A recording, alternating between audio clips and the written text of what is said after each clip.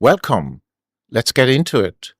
7 claims made a check this week, and being true was not what got them through. What got them through was whether anybody outside the organization making the claim was able to test it. A promise to hand over complete source code delivered 6 times in a year and not one of the 6 compiled. A capability rating on a frontier model that rests entirely on the word of the company that assigned it. A launch product marketed to allied nations before the export license permitting that sale is confirmed to exist, and a mathematics proof that a stranger can run for themselves start to finish with nothing taken on trust. 7 stories, 7 domains, 7 days, 1 shape, a standing claim and nobody holding both the right to ask about it and the means to get an answer. Before I go further, my views here are entirely my own, drawn from more than 30 years experience of professional experience in enterprise architecture, security, and governance. Right. Here is what this is. Every Saturday evening, I take the week's published work on LinkedIn and read it once in one sitting, 7 series, 7 days, 1 newsletter gated out this morning. What you get here, what that the articles did not give you, is 2 things. The part I cut for length, the thing I only saw once, all 7 were sitting next right to each other. I'm not bringing you anything new tonight. Everything I say in this edition, and if it is not in the edition, I will tell you it is mine. The articles from LinkedIn are the evidence. This is the reading. Before any of the evidence, let me tell you what to listen for. Otherwise, you will hear 7 unrelated stories. A check needs 2 things. Somebody who is allowed to ask, and something underneath the claim that can actually answer. Standing is the first one. Who may ask? A customer, a regulator, a court, a license holder, an auditor whose contract says so. Ability is the second. Whether there is anything under the claim that a check can get hold of. A compiler either builds the code or it does not. A proof either has an unproven step in it or it does not.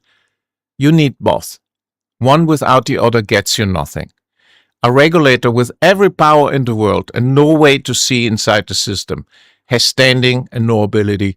A researcher who can prove the thing outright and who no court will hear has ability and no standing.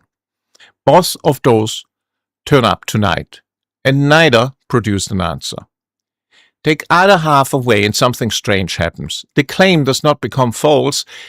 It stops being the kind of thing that can be false, and it keeps every bit of its authority while it does. That is the shape this week. 7 times in 7 domains over 7 days. And I want to be careful about how hard I push that because I'm the one who assembled the pattern. It is my reading across the 7 domains from 7 days. It is not a rule. 1 week is not a sample, and I have no way of knowing what the week I did not look at would have shown me. So here is the line to carry through the next half an hour. An untested claim is not a claim that passed. It is a claim that was never put in front of anything that could fail. So, 7 days. Sunday. Cyber Guide for New Zealand boards. Also relevant for all the other board members that are listening from around the world, really. 4 New Zealand regulatory bodies moved independently within 6 months towards director liability with a price attached. Financial, privacy, cyber strategy, human rights. 4 different remits. 4 bodies that do not report to one another. I'm describing them by role rather than by name. And I will do that all evening wherever the subject is a public body. Now, the qualification, and it is a big one. None of this is law. These are proposals and consultations, like in most parts of the world. There is a much more exciting version of this story available, and it is not yet true. But the timetable is stated. That is what actually changed this week. So why does a date matter more than the content of a single proposal? Because for as long as a duty has no date and no price, the claim that an organization takes its obligations seriously has no counterparty. Nobody's job is to test it, and nothing happens if it turns out to be untrue. Director liability with a price attached is not mainly a punishment, it is a manufacture of standing. It creates somebody who is entitled to ask, and it gives their asking consequences. And let me take their fair objection to that, because there's a good one. 4 bodies converging inside 6 months could be 4 bodies reading the same evidence. It could equally be 4 bodies reading each other. I cannot tell you which, and neither does the edition. What I can tell you is that the direction is the same in 4 places at once, and that is the part of a board that you should plan for. Now, note also what I have not given you. There are numbers attached to that liability, and I'm not going to read them out tonight. They're in the source material, and they're not in the edition. And the moment I quote a figure from my memory on a live stream, I'm the one making an unchecked claim. Which means there is nothing to comply with yet, making this the cheapest week there will ever be to start. I'm aware that is not how everybody will read it. So here's the useful thing to do with Sunday. Take whatever your board currently signs to say your cyber obligations are met. Then ask who outside your organization has ever looked at your evidence behind that signature. Not at the signature, at the evidence. If the answer is nobody, that is survivable today. It now has a date on it. The part I cut from Sunday was the board's actual problem, and it is not the liability. It is that lag. A duty with a date on it still takes a year or more to arrive. The work it implies takes about as long. So the rational move is to start before the duty exists, against a proposal that might not survive consultation, which is a genuinely hard thing to ask of anybody. You're being invited to spend money now on an obligation that is currently hypothetical, and if it never lands, nobody thanks you. Here is the only way I know to make the decision defensible in the room. Do not ask whether the duty will arrive. Nobody knows. And the people telling you they know are selling something, a certification, an audit report, a box. Ask instead what you would have to be able to show if it did.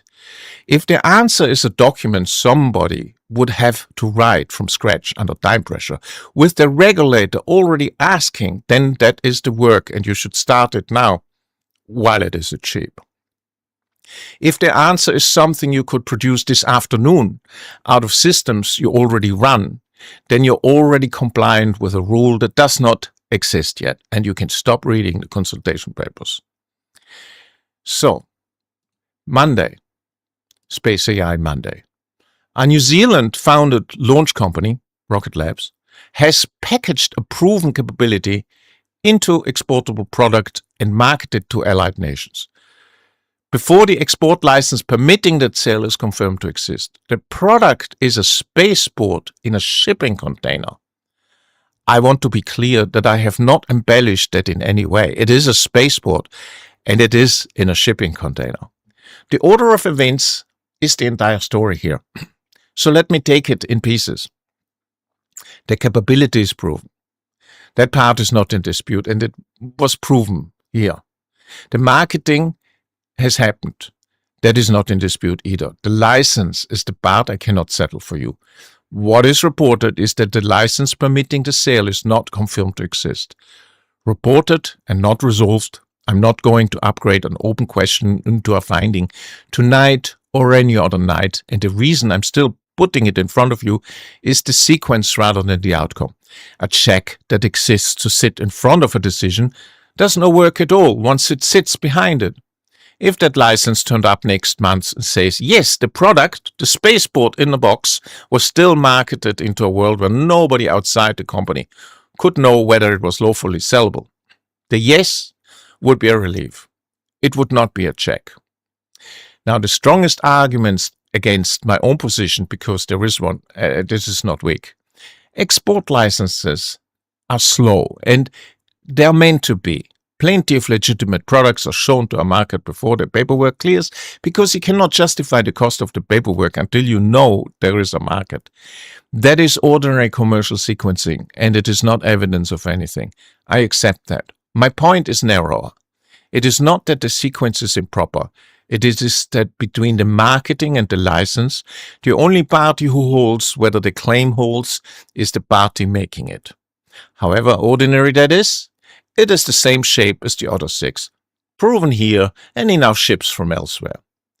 That second half is the part I would put in front of a board, not the export question, which is somebody else to answer.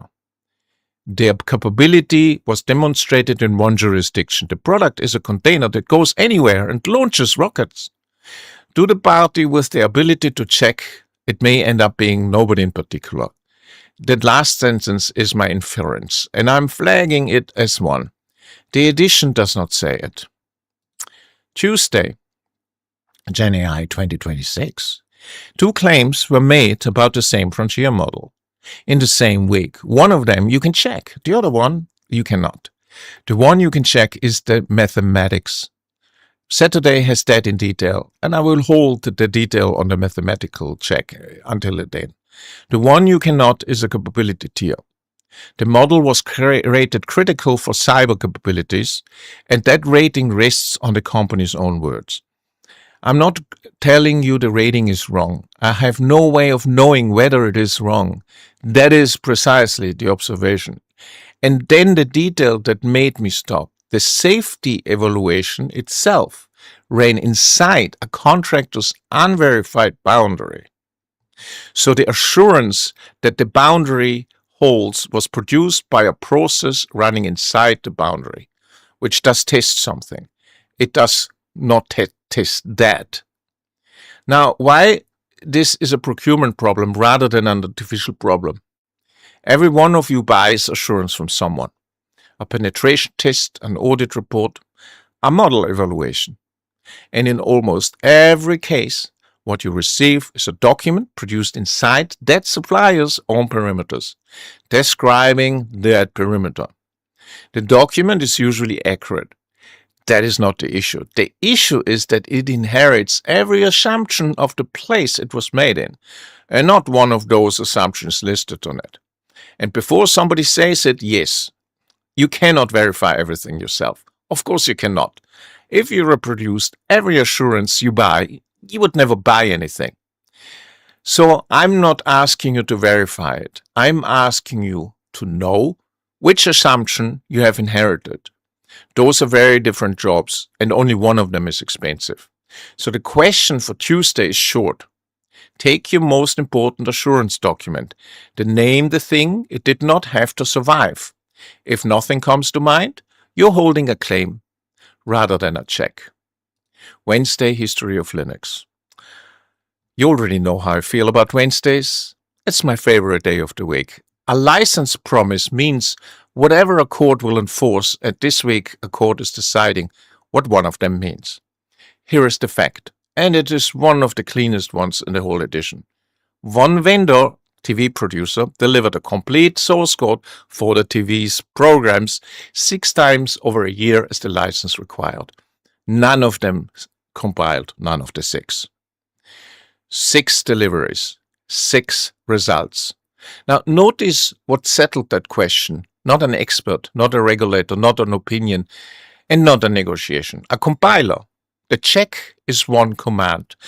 It costs nothing. Anybody can run it, and it returns the same answer for everybody who runs it. Which brings us to the actual dispute, and the dispute is not about code at all. The jury is deciding who else may ask. That is the standing question in a strict sense.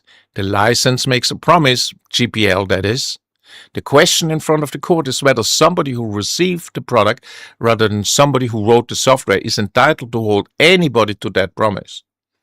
So the ability to check was never the missing piece here. It was one command away for a year.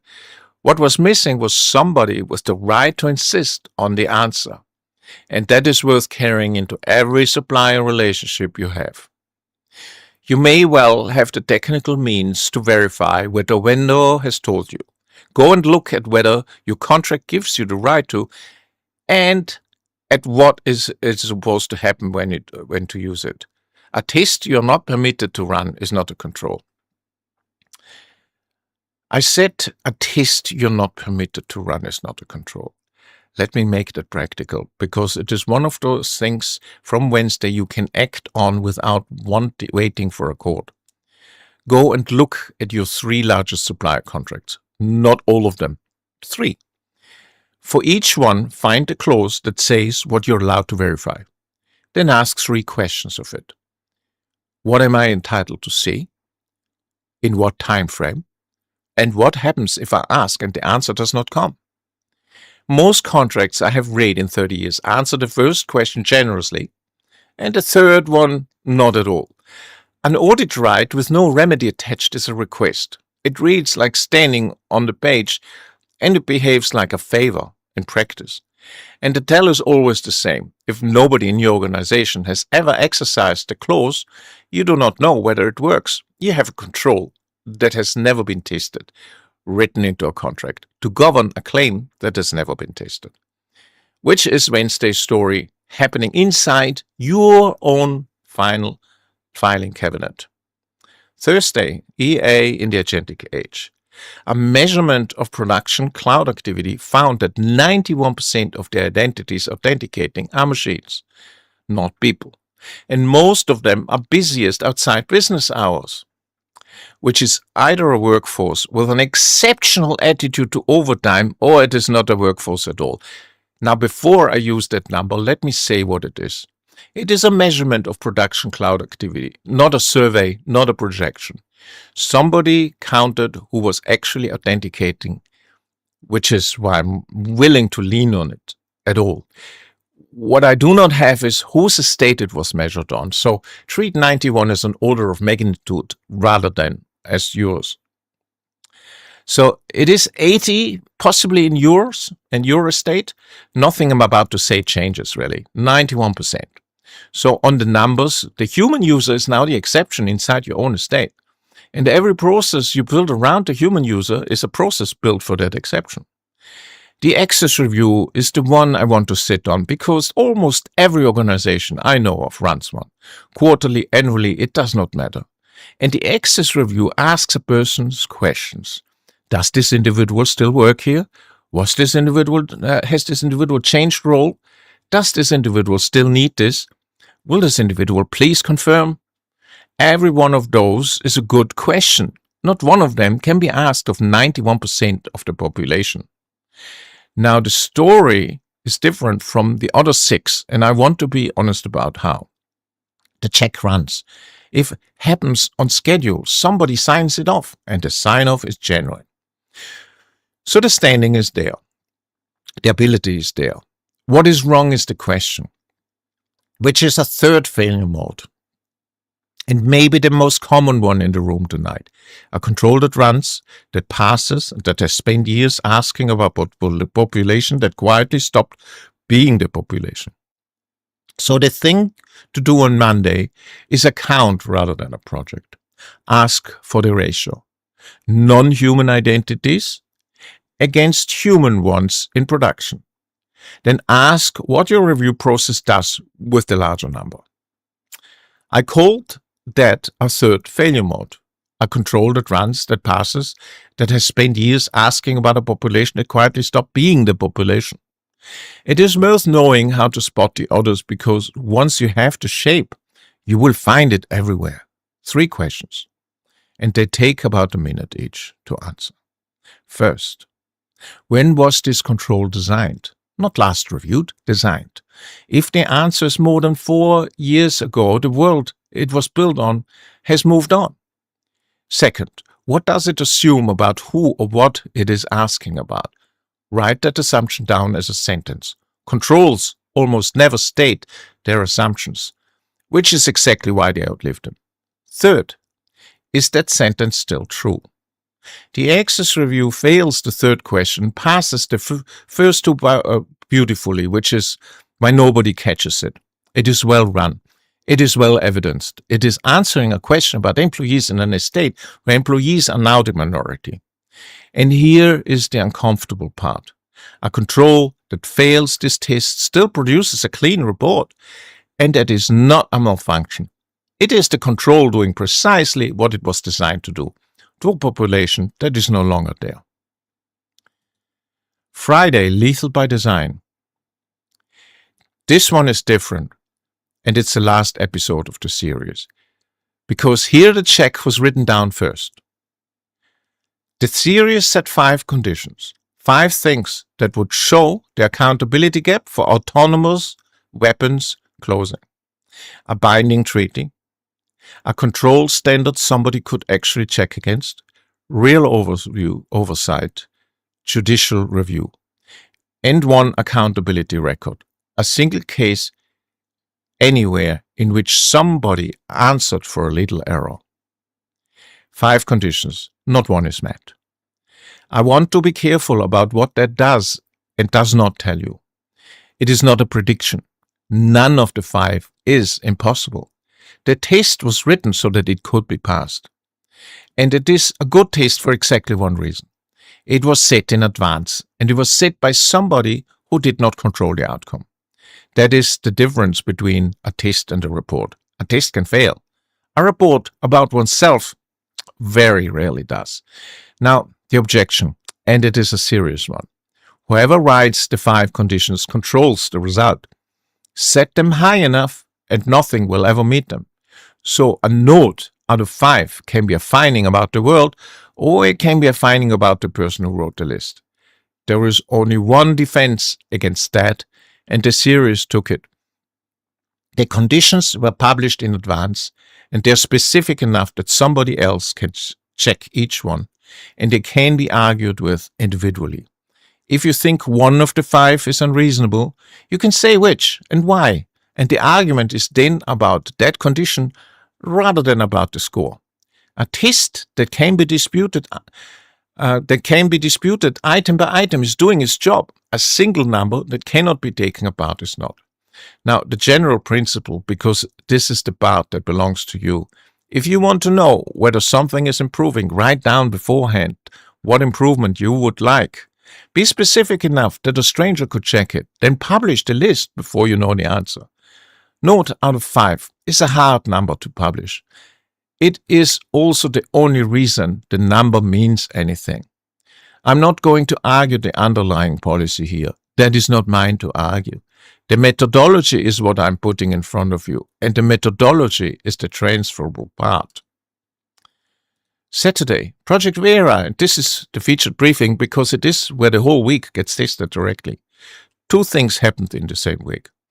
1 model closed a mathematics question that had been open for 27 years. A machine checked proof. 0 steps and proven. And in the same week, reasoning models got worse at plain facts. So, it can now do something nobody had managed in 27 years. And it has become less dependable about things you could settle on the way home. Both of those are real, and I do not think they are intention at all. Here is why. 0 steps unproven is the phrase doing all the work in that sentence. A proof checker does not evaluate whether an argument is persuasive. It has no view.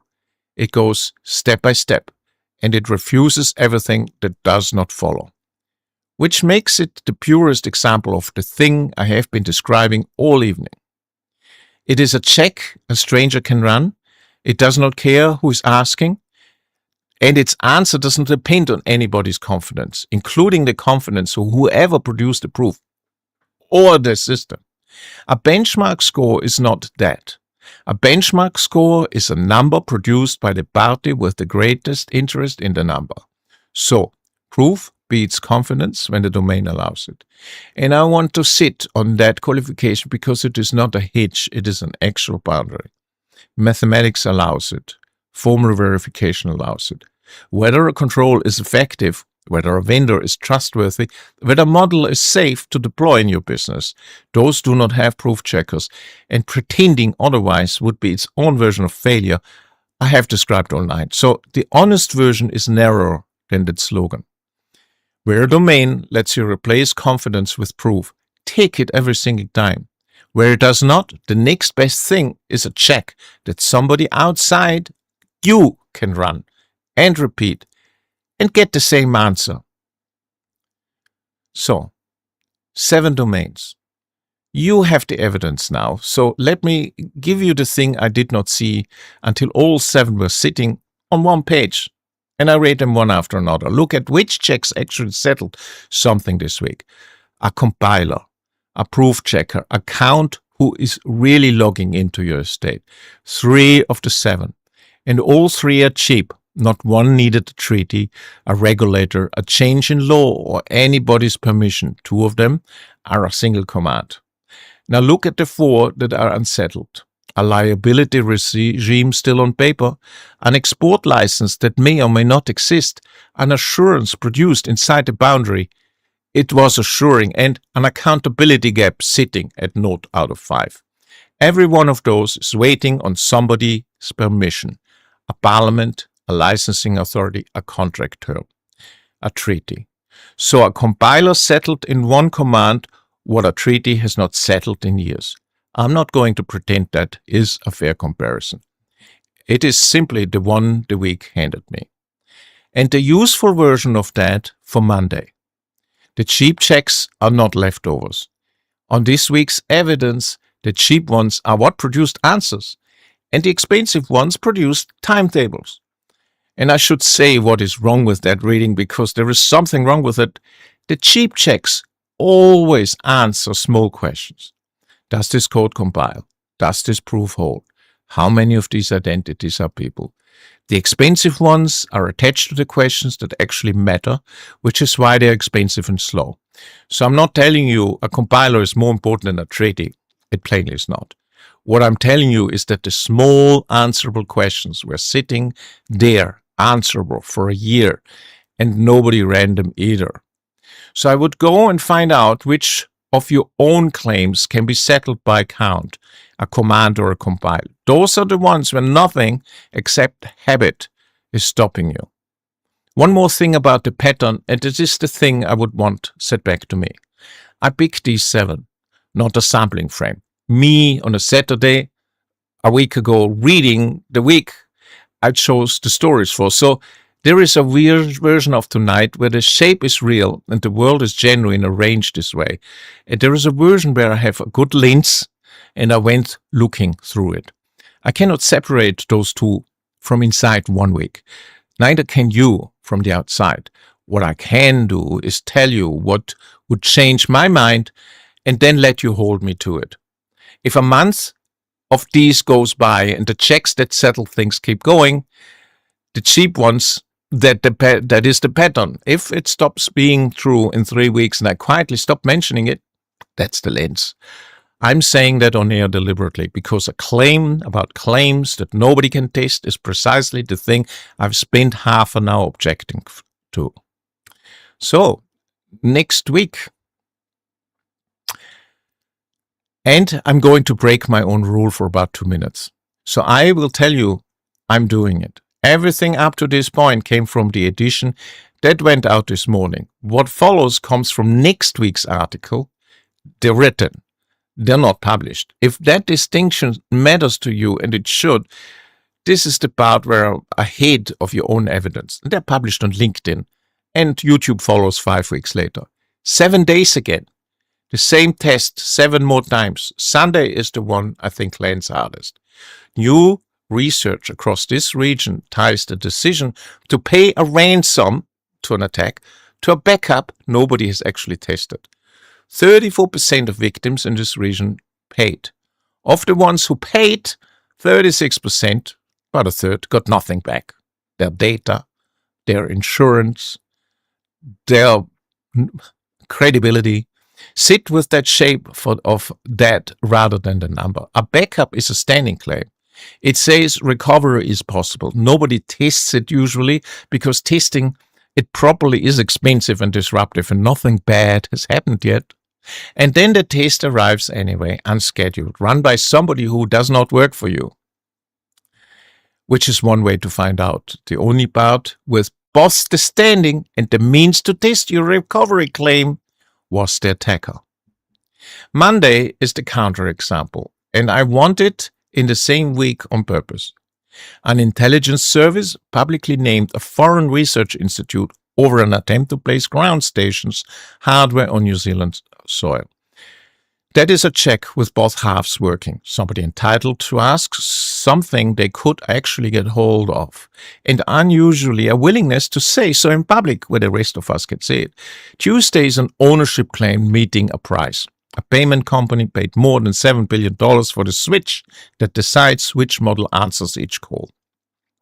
The entire pitch of that switch was that it belonged to nobody. Open router. I am not going to tell you tonight whether that is a betrayal or maturation, calling something open, because I have not finished writing it yet. 2 of next week's 7 already have the second half, the ability, something underneath the claim that can answer back. Wednesday, 2,138 contributors to a single kernel merge window, set twice in 8 days by one person in the position to count. Linus Torvalds. The number is the whole point. A lot of people worked on this, he said. Is a claim you cannot fail. 2,138 is a claim that can be counted, and a claim that can be counted is a claim that can be wrong. The volunteers got there first, and they did it by counting rather than attesting. Thursday is the boundary tested from the outside. An 84% attack success rate across 314 payloads aimed squarely at the part of the building system everybody treats as inside the wall. Hold that against tonight's Tuesday, where the evaluation of the boundary was run inside the boundary. Same question, opposite method. Next week, somebody standing outside and pushes. And Saturday closes the loop on this program's own subject. 4 statistics built this year's agent risk narrative. 2 of them survive being traced back to source. 2 do not. I'm going to be careful there, and I will tell you why now rather than next week. 2 of those 4 have been repeated by me, not in an article, in a conversation, and I think on the stream. So next Saturday, I'm going to say which, and what I should have asked before I passed them on.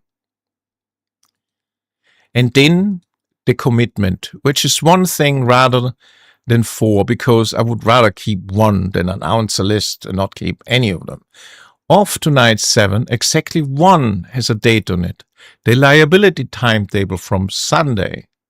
The other 6 have no date at all, so I will keep the dated one on the list and I will report on that date when it arrives, including if nothing happens on it. That last part is half that matters. The week where a dated thing quietly slips are the weeks nobody covers, because there's nothing to say. In a timetable that slips twice without anybody remarking on it is how a dated obligation goes quietly back to being an undated one. That is an appointment. I will bring it back, and I will tell you either way. The other 6 I will pick up when something checkable happens to them, not when somebody says something about them. So, 7 claims made a check this week, and being true was not one what got them through. Being checkable was, and now I'm not going to tell you which one of your own claims is the untested one. I do not know your estate, and it would be a cheap trick to pretend I did. I like cheap tricks. But the question is short enough to take quick with you. Name one standing claim your organization makes. A compliance attestation, a vendor safety assurance, an access control that everything else quietly assumes is working. Then ask who has ever actually tested it, not reviewed it, not signed it off, tested it. And then ask whether that person had both halves, the standing to insist on an answer and the means to get one. If nobody has ever held both, then the claim is not wrong. It is just unexamined. And it has been carrying weight the entire time. I'm Andreas Hamberger. This is the Hamberger Report. Same time next Saturday. One question for the comments, and I will read them this week. Coming week. Which standing claim in your organization has never been tested by anybody with the standing to ask? Give me the category rather than the name. A vendor assurance, an attestation, a control everybody trusts. Tell me, and I will pick the best one up next Saturday. Thank you very much for listening. Catch you guys next week.